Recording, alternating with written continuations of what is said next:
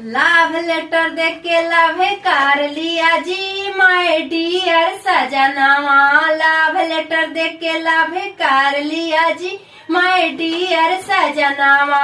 1 letter दिया 2 letter दिया 1 letter दिया 2 लेटर दिया 3 लेटर दे के फ्री कर लिया जी माय डियर सजनावा। 3 लेटर दे के फ्री कर लिया जी माय डियर सजनावा।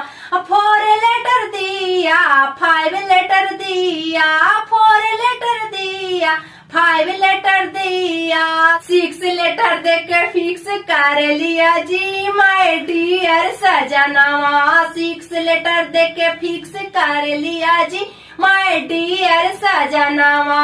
लाभ लेटर दे के लाभ कर लिया जी माय डियर सजनावा। 7 लेटर दिया 8 लेटर दिया 7 लेटर दिया 8 लेटर दिया 9 लेटर दे के साइन कर दिया जी माय डियर सजनावा। लाभ लेटर दे के लाभ कर ली जी माय डियर सजनावा।